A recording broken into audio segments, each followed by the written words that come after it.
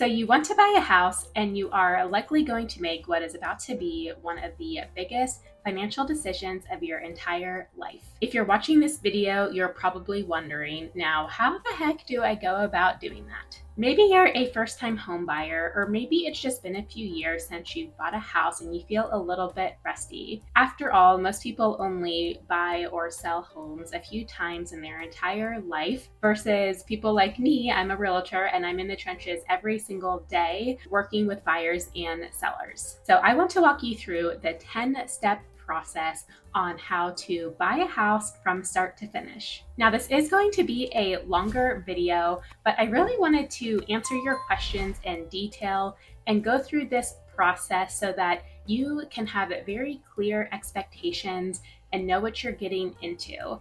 I love educating people. I think that knowledge is power after all, and you deserve to be an informed consumer. My goal is that after this video, you're going to feel well equipped and empowered to take the next steps to help you achieve the goal of buying your next home. Now, a quick note, I'm in South Carolina, so everything I'm outlining in this video is specifically for South Carolina.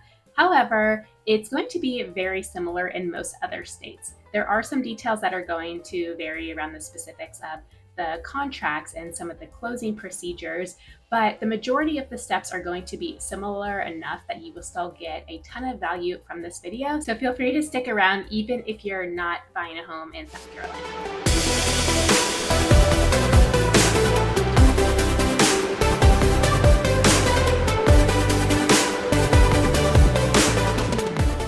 The first step of buying a home is getting pre-approved. This determines how much you can afford and if you are financially ready to commit to buying a home. You're going to go through a mortgage lender or a bank to get your pre-approval.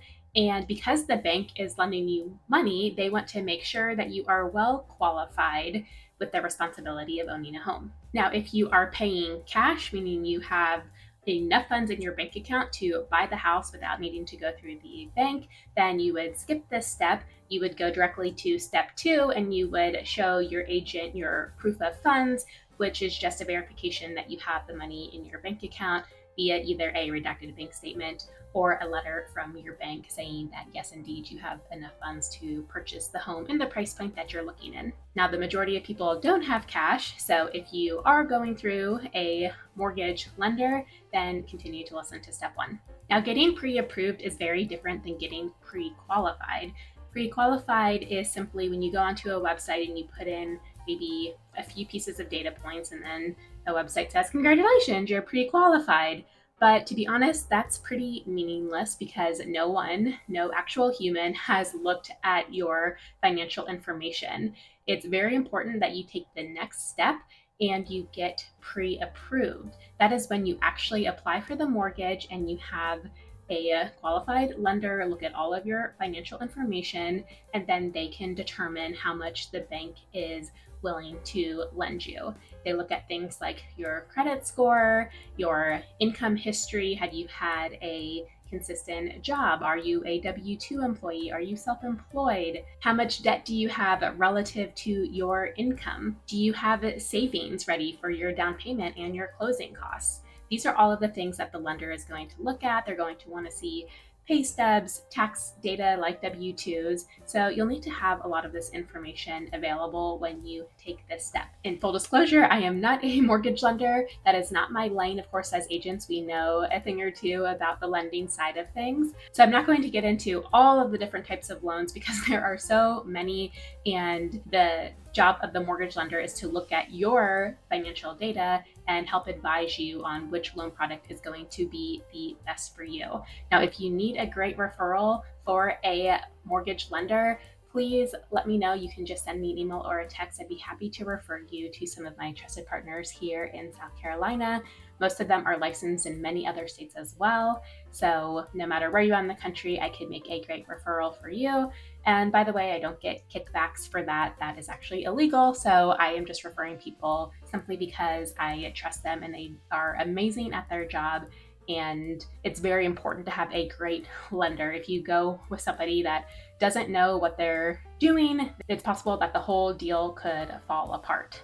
So you want to go with somebody that is trusted and that knows their stuff and is available to you when you need them. Now, while I'm not going to get into all the details of what you need in your financial picture, I will say that I want to bust a couple of myths, one of which is that you need a 20% down payment on a house. That is simply not true. While you are welcome to have a 20% or higher down payment on a home, and if you do, that means you can avoid paying PMI, which is private mortgage insurance, and that's definitely a big win, but you don't have to. You can get something for as low as 0% with certain loans like a VA loan. I have a whole video training with one of my lender friends, Gabby, all about VA loans. If you want to check that out, that's if you are part of the military or a veteran. But a lot of loans you only need as low as 3% down. So it's not a huge lump sum that you have to have. And then for your closing costs, you typically need between 2 and 5% of the price of the home that you're buying. That's all the things that are going to cover attorney fees and lender fees and the price of the appraisal and other payments like prepaying taxes and things in escrow that you're going to need to have, which we can talk about later in this video. So to sum that up, all of these financial factors determine what kind of loan you can qualify for. And I definitely recommend starting this process well before you are ready to go out and look at a home tomorrow. You may have something in your financial background that you didn't realize, like maybe there was a mistake on your credit report, and when the lender pulls the credit, there's something on there that shouldn't be, and therefore your score is much lower and you can't qualify for the loan that you want.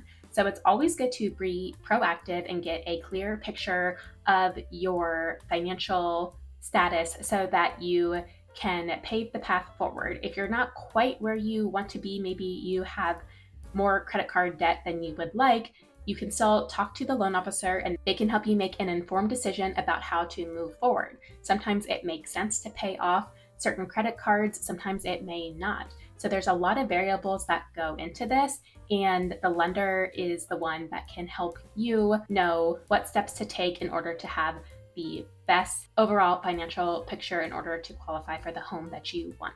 So after all this, they're going to come back with a price and say you're pre-approved for $450,000, for example. But whatever number they give you, it doesn't necessarily mean that you want to go that high.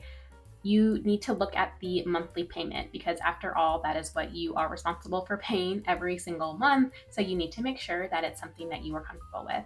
If you, for example, say, I don't want to go any higher than $2,500 a month, that's what I'm paying in rent, so I feel like I could comfortably afford that moving forward, tell your lender that and they can tell you what that means with the current interest rates as far as what the value of the home is.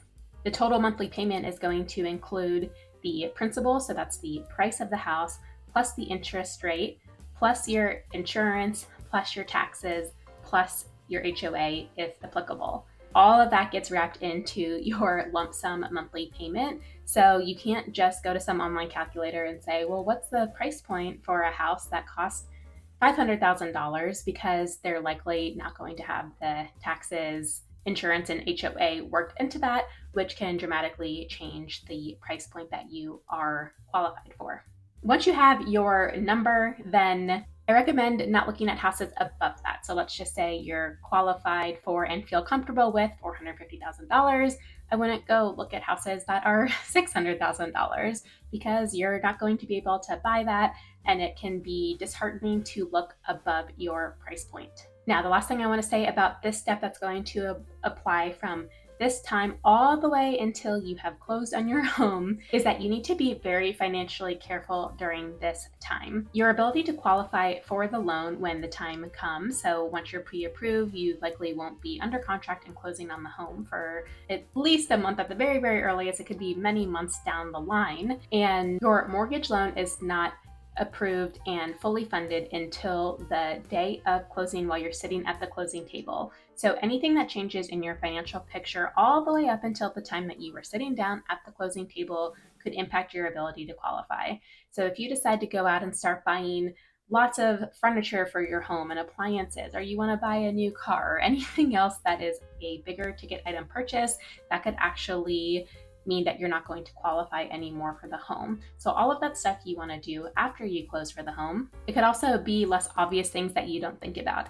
Any new line of credit, like applying for a new credit card, can actually impact your ability to qualify. I've heard some horror stories about people going to Kohl's, for example, the big department store, and they say, hey, do you want to save 10% on your purchase today and apply for a Kohl's card? And you say, sure. And you save your $20 for your new Kohl's card. And then come to find out that actually was a ding on your credit and knocked you to a different credit range. And now you can no longer qualify for the loan that you wanted to qualify for, which is just terrible. It's an innocent mistake, but it actually has impeded people's ability to buy homes. So just no applying for new credit cards and no big financial changes. Don't go from a W-2 job to becoming self-employed during this window. Don't open a bunch of new bank accounts and move money around after you've showed the lender where your down payment money is, for example. There's just a lot of rules you need to know about that your lender and your agent can help remind you of during this time. Step number 2 is to choose your realtor. Your real estate agent is someone who is going to protect your best interest. This is called a buyer's agent. When you are going to look at homes and the home is listed with a different real estate agent, that is called the listing agent. The listing agent represents the seller's best interest, and the buyer's agent represents the buyer's best interest. You should always have somebody in your corner looking out for you and protecting your interests. I don't know why some people try to buy a house all on their own when they've never done it before, because there's just so much that you don't know, and it just doesn't make any sense to not get the support that you need through this process.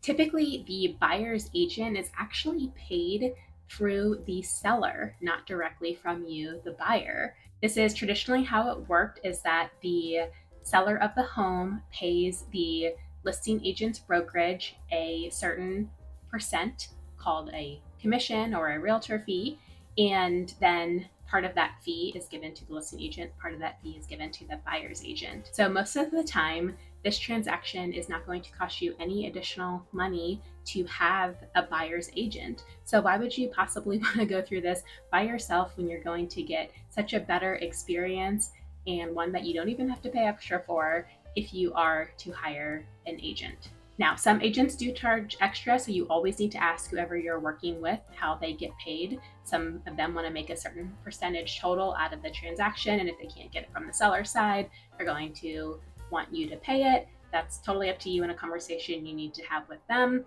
So always be sure to ask this of your real estate agent. By the way, you may be wondering, what's the difference between a realtor and a real estate agent? A realtor is a member of the National Association of Realtors. We are required to adhere to a code of ethics and uphold certain professional standards. And actually, only half of licensed real estate agents are realtors. So if you're wanting somebody who has sworn to uphold the highest level of ethics and professional standards, definitely make sure that they are a realtor, not just a real estate agent. Now, I'm not saying that somebody who isn't a realtor, who is a real estate agent, doesn't have high standards or ethics. It just means that those of us who are realtors are people you can count on, who have consistently raised their hand to say, yes, I am always willing to abide by these standards and ethics. Okay, so what exactly does it mean to become a client of a real estate agent or a realtor? Simply put, it means that I have a fiduciary responsibility to you. One of those duties is confidentiality. This means that I cannot disclose your personal data with other people without your permission. This is, in fact, the only duty that extends past the transaction. So it starts when you become a client and it doesn't end at the closing table. This duty is actually for life. Some of the other duties that we have to you as clients is to exhibit reasonable skill and care, that we're going to advise you intelligently. Another one is accountability, that we are going to do what we say we're going to do. The next duty is loyalty. It means that I am loyal to your needs and best interests above and beyond all else. So not my own, not the sellers, not any of my other clients, but you and yours alone. The next one is obedience, which means that yes, I'm here to advise you, give you my opinion, and pave a path forward for you, but ultimately you get to decide what you want to do and how you move forward, and I need to respect your decisions. Finally, the last duty we have to our clients as agents is disclosure. This means that we're required to share any material facts that we know or information that could help you in the process. Now, beyond all of those fiduciary duties, agents do a lot of other things in the transactions. Not only do we get you through the door to look at the homes, of course, but we also handle all of the paperwork, the negotiations, the very challenging conversations that are pretty inevitable in a lot of real estate transactions. This is not something that you need to handle directly. You'll never go directly to the owner of the home that you're buying or to the agent representing that home. You will always go directly to your agent, and that agent's job is to represent you in the conversation. Your agent is a problem solver and an expert in this area. Also, a lot of the times we end up being a therapist. I've literally received texts from my clients that said, "You're my realtor and my therapist. Thank you so much." Because after all, real estate is emotional. You're buying a home that's not just this structure. It's something that represents who you are, represents maybe your family or your values or this lifestyle that you've dreamed about for so many years. It is a very emotional process to have a place to call home. So sometimes emotions do rise, and our job as agents is to stay level-headed and clear, look at the facts, and then advise you on the best way to get to your goal. Now, if you are looking for an agent in the Charleston, South Carolina area, hello, I would love to help you. I am formally applying for the job. Of course, I would love to work with you, but ultimately it's really important that you decide who you jive the most with. You want to have a good feeling about this person. You want to feel like you can trust them, that they truly are going to represent you well, and that you're going to have the best experience overall. If you're not buying a home in this part of the country, I know agents all over the country and even the world that are truly incredible. I'd be happy to make a couple of referrals for you. I can send you a list of 2 to 3 agents in your area that I have vetted for you, and then you can reach out to them, interview them, and see which one suits you best. So if that's of interest to you, just send me an email. My contact information is below, and tell me where you're located in the country and what your timeline is, and I can help connect you with an amazing real estate agent. And of course, if you are in the Charleston or Summerville, South Carolina areas, I would absolutely love to help you make your move, whether that's in 9 days or 90 days. All my contact information is pinned below, so feel free to call me, text me, or email me, or go ahead and schedule a Zoom call and we can get to know each other better and see how I can help. I truly love what I do and absolutely delight in giving every single client a customized concierge experience. I call it the Elevate experience because I always love to exceed expectations, and I love helping you feel less stressed while saving you time, energy, and money. Okay, so once you've chosen your real estate agent, then you're going to have a consultation with them. This is when you describe to them the type of home you're looking for, and they're going to ask you a lot of very detailed questions about this home. Not just the number of bathrooms and square footage and the type of style, but things like the location of where you want to be, what's important to you about the lot and the yard, what kind of community amenities do you want? Do you want an HOA or not? Do you want new construction? Do you love an older home with character? It's important that your agent understands what you're looking for so that they can help you sift through all of the different homes that are on the market. They may also be able to find you something off market or something that is coming soon that you don't even know about yet. By the way, if you are wanting to go the new construction route and buy a brand new home, that is a pretty different process than what we're going over in this video. So if you are interested in new construction, queue up this video next. That's everything you need to know about new construction, because while getting pre-approved and finding a realtor are the same, everything starting at step 4 and writing the offer all the way to closing are actually very different in new construction versus what's called resale, which is when you're looking at homes that are previously owned by somebody else that you're buying. So check out that video to understand some of these differences. Step number 3 is the fun part. This is when you actually get to start house hunting. Now, I always encourage clients to write down their dreams list. So this is just everything that you would love to have in a home. I think there's a lot of power in putting a pen to paper and actually writing this down to help you really get clear and bring this home into your life. But it's also important to distinguish your wants from your needs. So sure, you may want all of these high-end features and this enormous lot and private backyard and all of these things, but some of that may be more of a want versus a need. So always start with your needs. What are your non-negotiables? What would be a deal breaker for you? And then after you have all of that, you can start to put the wouldn't it be nice if features, and that's more of the things that would be a nice to have, but not a must have. So once you and your agent are clear on what you're looking for, your agent will set up some showings to actually get you out and about and looking at these homes. Now, this can be done virtually if you're out of state and you're not going to be in the area. That's just something you can talk to your agent about if you're going to go about it that way. But assuming you're in town, you're going to be there in person together, walk through the home, and decide if this is a strong contender. I like to have people rate the home on a scale of 1 to 10, and anything that's at least a 7 becomes a contender. Some people find their house right away. It could be the first day that you start looking. It just happened that the house you love in the neighborhood you wanted came on the market and it was perfect timing. Other times it could take many days, weeks, or even months, just depending on exactly what you're looking for, how competitive the market is, what your timeline is. Are you in a rush or do you have some flexibility? There's a lot of variables that go into this. Now, once you find a home that you're excited about and you can imagine yourself living in, that is also in your price point, meaning that you were pre-approved for that number, then you're going to move to step 4, which is to write an offer. Now, time is really of the essence here. If you really like a house, do not delay. Especially right now in Charleston, a lot of homes are still super competitive with multiple offers.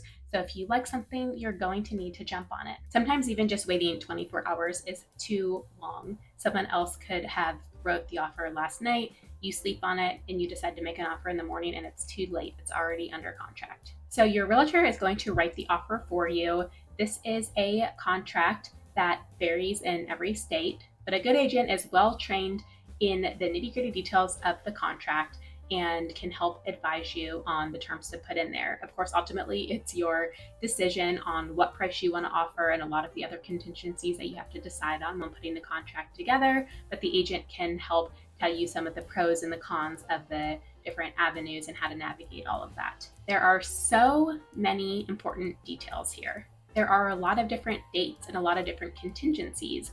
A contingency is an aspect of the contract that needs to be met in order for you to close on the home and move forward with the contract. So for example, if you're getting a mortgage, then you would have a financing contingency in the contract, which means that if you can't get approved for your loan for whatever reason, then you are legally allowed to cancel the contract without penalty. A contract is legally binding, so you can't just willy-nilly put stuff on there. It has to be something that you know you can adhere to all of the terms, every single detail. If you don't abide by all the terms, let's say you miss one of the, like you pay your earnest money deposit too late, then that gives the seller the ability to either cancel the contract or to take legal action against you. So you and your agent really need to work together to ensure that all of the terms of the contract are being met. A good agent will also ask the seller what's important to them about this contract, because sure, everybody wants a high price on their home, but a lot of times there's other motivations there. Maybe they need a rent back for 30 days while their new home finishes building. There's a lot of other things that could be very important to the seller, and if you can write an offer that is attractive and gives them what they want, then they're going to be more likely to accept it. So after you fill out the contract and you sign it and your agent sends it over to the listing agent, now you wait. There is a deadline on the contract of a certain day and time that you need a response by. And if you don't get a response within that time, then it means that the contract is no longer valid. There are 3 ways the seller could respond to your offer. And by the way, we use the terms offer and contract synonymously. So if I say, put an offer on it, write a contract, it's the same. The first way they could respond is that they accept. They simply say, yes, we love all of this. They sign it, and then you're officially under contract, which means that you have a ratified contract. That's what it's called when all parties have signed and it's legally binding. The second response could be that they flat out decline it. That means that they're not going to give you a counter offer. They just didn't like what you put and they don't even want to go into negotiations. This is not very common unless you super lowball somebody and they're offended by it, or maybe you have some kind of terms in there like a home sale contingency that they just don't feel comfortable with. but most of the times you're going to get the third response, which is a counter offer. This is when they say, well, we like all of these terms, but we want to talk about these 3 terms and change them. It could be the price, it could be one of the contingencies, it could be dates, it could be a lot of different things. So then the ball is back in your court and you get to decide if you're going to accept, decline, or counter. Then you go back and forth as many times as is necessary until there's either an agreement or one of the parties decides to walk away because you can't come to an agreement. Once everyone has signed, then you're officially under contract. If you've been scrolling your real estate apps and you see a property that says active contingent, that means that it is under contract. It means that there are contingencies that need to be met, and if they are, then the house is going to close with that contract. Step number 5 is the due diligence period. Now, this is something that could vary in different states, but in South Carolina, we have a period of time that is negotiated in the contract that is called due diligence. This is a time when you, the buyer, are expected to do all of your different research and inspections to determine if you want to move forward with the house. So during this time, you're going to do the home inspection and any other inspections that you want to. I've had some clients in the past that were concerned that maybe the house had a mold problem, so we got a mold inspection done, or a house with a pool that got a pool inspection. So there's a lot of different type inspections that you can do. At a minimum, you're going to do a home inspection. This is an out-of-pocket cost. So on the low end for maybe a smaller home or a condo, it could be $350, $400. On the higher end, it could be $800+ if it's a large home. It's just going to vary. The inspection is done by a certified inspector. They come out to the house and they basically give your house a health report card. So they look at and test things like the HVAC, they look at the roof, the foundation, all the bones of the house, and things that could impact the safety, the quality, the security of the home are really what they're looking for. Then they're going to give you this report that's usually 50 pages or more, and it's going to tell you all of the things that you need to be aware of. Now, this is super important to know as a buyer, is that no house is perfect. Every single house is going to come back with a laundry list of items. So please don't freak out here. I know it's hard, and I've had a lot of clients freak out, and I totally understand why, but sometimes it's just not warranted to freak out. A lot of the things that they put on there are super minor, like maybe the shower needs a little bit more caulking, or maybe one of the doorknobs to a closet is loose, or just these little things that are super easy to fix. What you need to be most concerned about is not the cosmetic things or the little things, but it is the big ticket items. If the roof has a leak, if there's a foundation issue, if there's an electrical or a plumbing issue, those are the things that you really need to be concerned about. So once you narrow down the list of the items that are the biggest, most concerning, then your real estate agent can send over a list of repair requests. There's a couple of different ways to go about this, but you can list out line by line the different things that you would like the seller to repair prior to closing.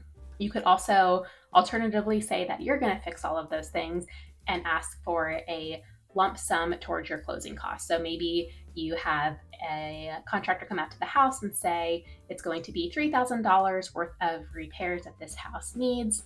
And so you ask the seller for $3,000. This is typically a credit that is given to you on the closing statement, and it is applied towards your closing costs. So a lot of times there's negotiations here between the agents where maybe the seller doesn't want to do anything, and there's a lot of ways that this can go, but hopefully you get either some or most of your repairs or money towards them. All of this has to be negotiated by the deadline before due diligence ends. The due diligence window is also intended for you to research anything else that is important to you.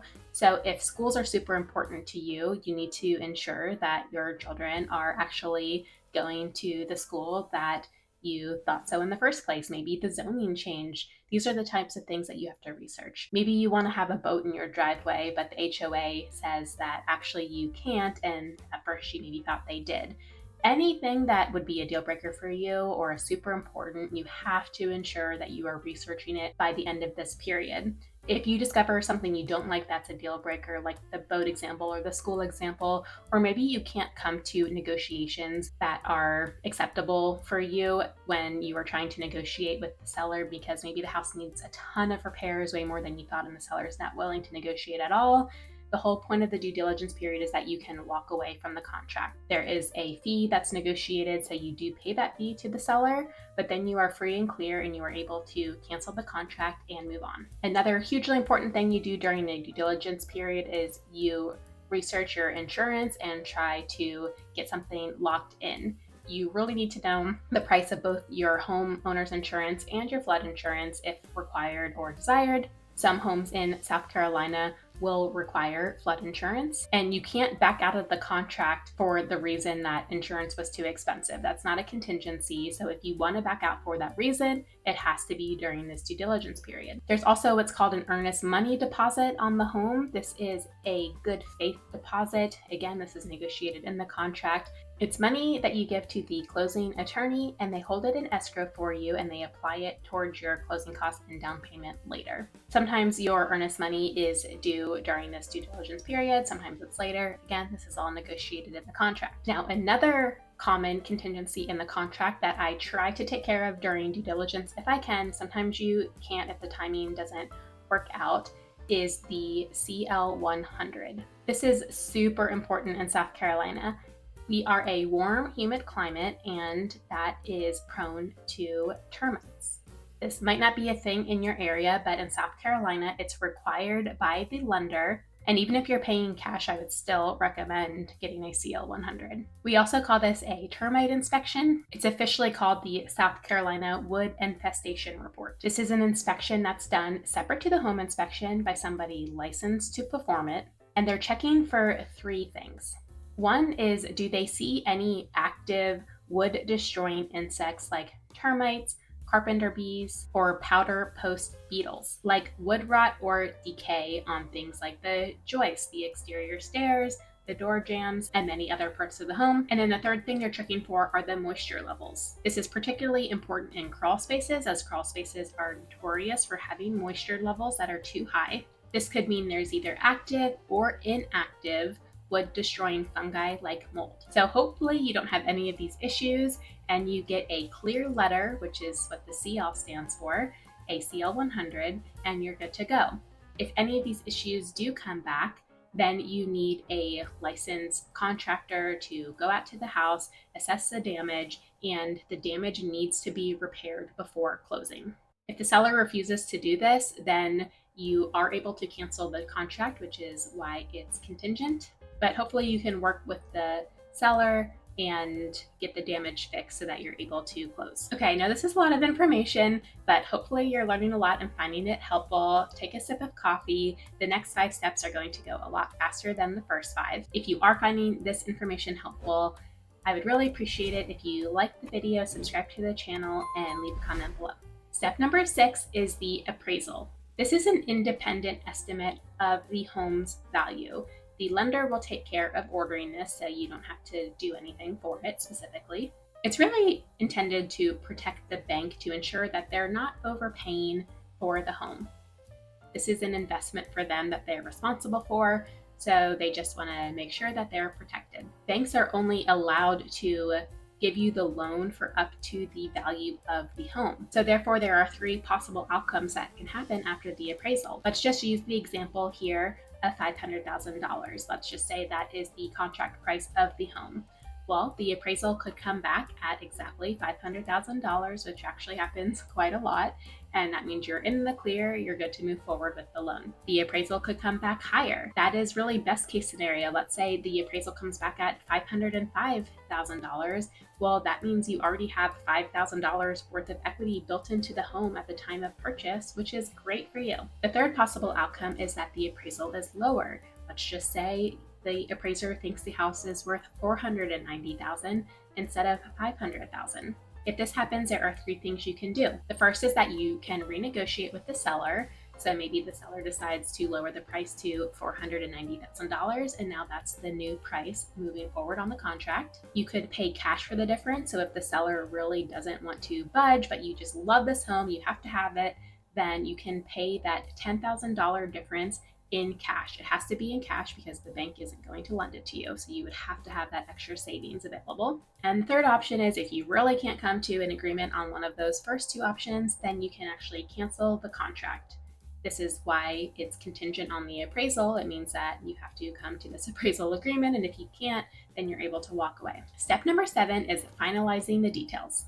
There's a lot you have to do before closing day, some of which we've already mentioned here. Like, you're also going to be finalizing your loan documents. Your loan officers are going to be sending you more paperwork, and it's important that you act on this very quickly. Don't delay on looking that over and signing what you need to sign. You need to ensure that the loan is ready to go before closing. You'll also want to call the utility companies to have those set up in your name. You may want to consider buying a home warranty. You'll want to arrange movers, forward your mail, pack, schedule your closing, and ensure you have the wiring information. You're making such a large sum payments that most attorneys at this stage don't want a cashier's check, but rather they want a wire. So they're going to send you the wiring information for that.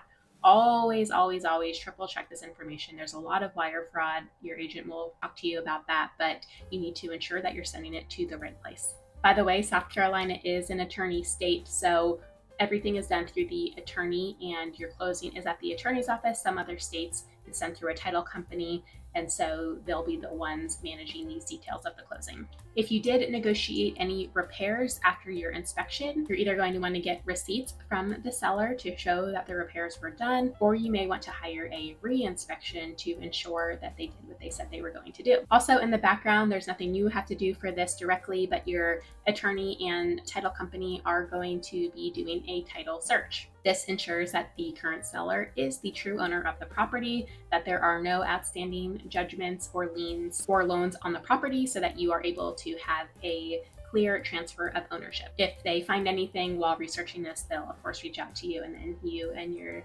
agent and attorney are going to have to cross that hurdle at that time, but hopefully the title comes back clear and then you're good to go. Step 8 is the final walkthrough.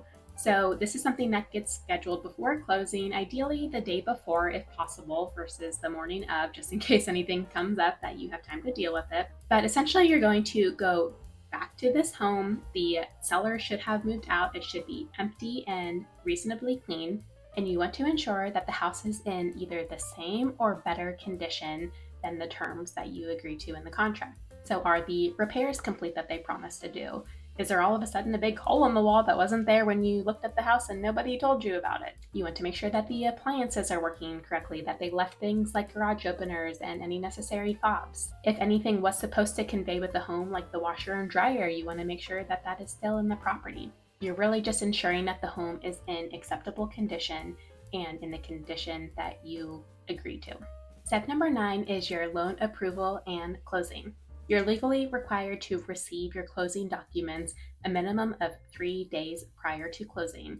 This outlines all of the final financial terms, final closing costs. There are columns of prorated items that the attorney has put together, like for HOA and taxes and things that outline exactly what the buyer owes and the seller owes. You go over all of that, make sure it's accurate and that you understand it. And then on closing day, you're going to go to the attorney's office. You're going to bring 2 forms of ID, and you're going to have already wired the rest of the money that was due in order to match that final number on the closing statement. As I mentioned earlier, your financing is not finally officially funded until closing. So even if everything looks good, ensure that you please do not buy any expensive items or do anything to change your financial picture until you close. Then you can do whatever you want. But assuming all is well, your loan is going to close and be officially funded, and that means you are now the proud owner of your new home. But if all goes well, then your loan is going to get approved. You're going to sign a big stack of paperwork at the attorney's office. You can ask them any questions, and then you are officially the proud new owner of your home. So that leads to step number 10, which is to get the keys and move in. Congratulations, you did it. You can now celebrate and enjoy being a new homeowner. And there we have it. Those are the 10 steps for how to buy a house in 2023. I do have a free buyer guide that you can download below that summarizes a lot of what we talked about in this video. If you want to go ahead, you can put in your email and you'll get a PDF download of that so that you can remember everything without having to take notes. If you are buying and selling in the Charleston area, I would absolutely love to help. Or if you just want a referral of a great real estate agent in your area, please reach out. All of my contact information is pinned below in the comments and the description. I would absolutely be thrilled and honored to help you. If you currently own a house and you want to sell that house and buy a new house, check out this video that outlines 12 strategies you can use to buy before you sell. And if you're interested in Charleston, I have a ton of videos all about the area, so be sure to cue those up next. Thank you so much for watching, and I will see you in the next video.